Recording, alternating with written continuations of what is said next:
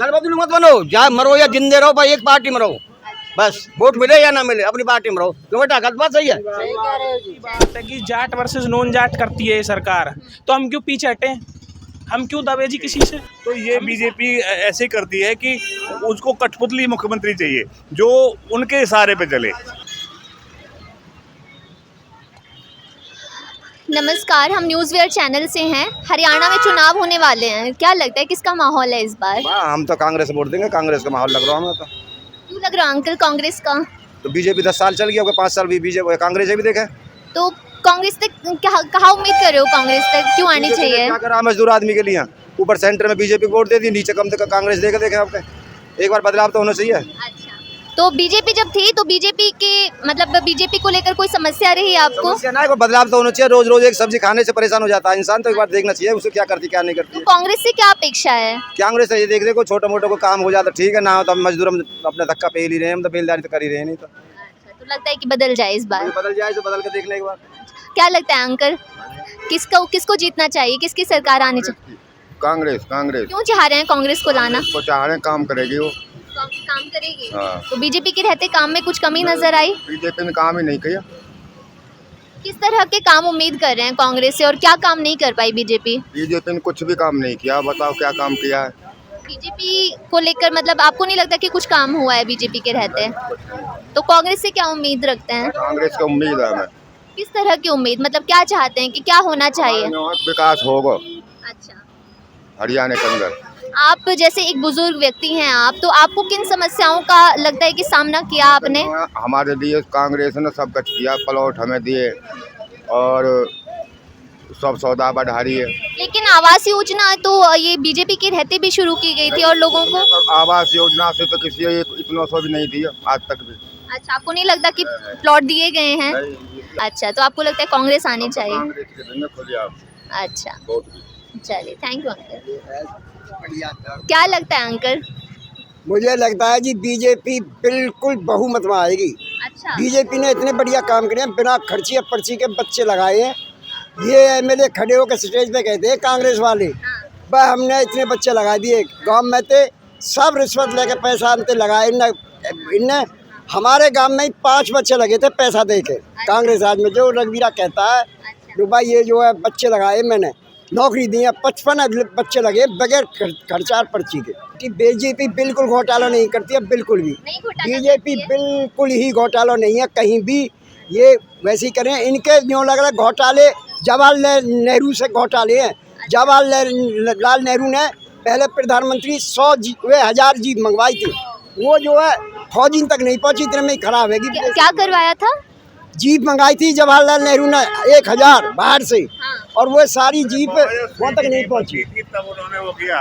आप देखो, मेरा कहने का मतलब ये है कि ये जवाहरलाल नेहरू के बारे में बात कर रहे हैं, तो उस टाइम जब देश के क्या हालात थे, उन्होंने कैसे जूझा, कैसे अपने आप को देश को इस हालत में खड़ा किया।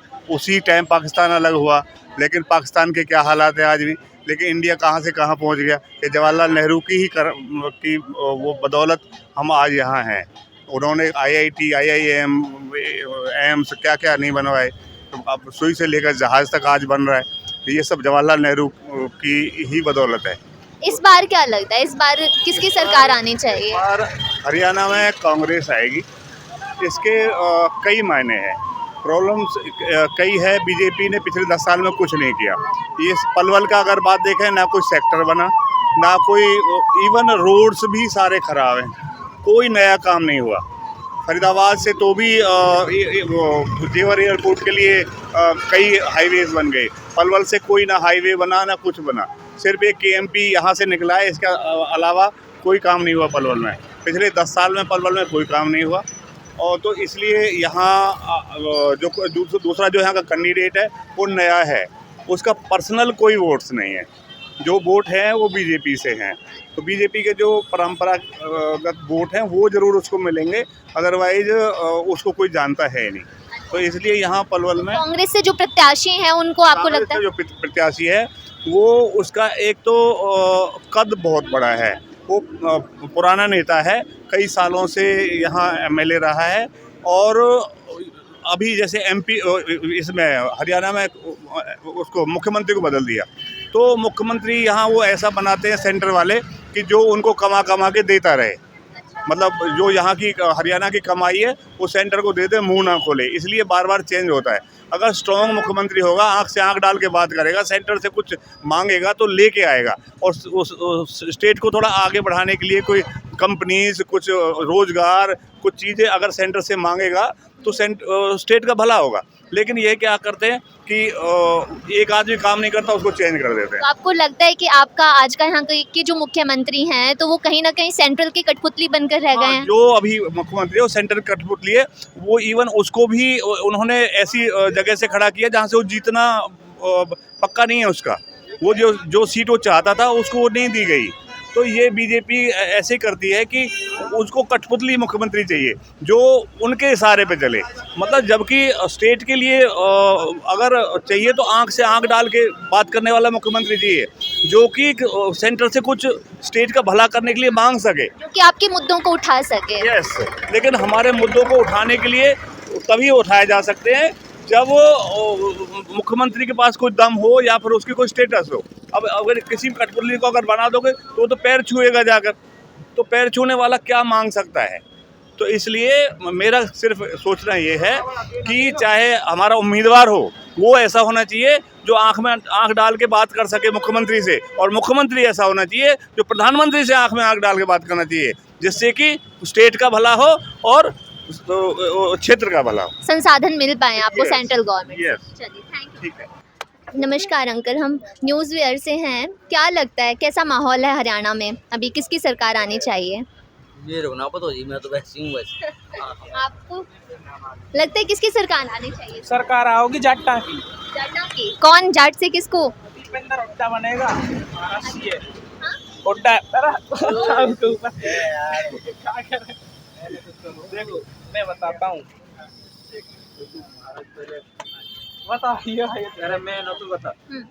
देखो 2 साल हो गए, 2014 से बीजेपी इधर है।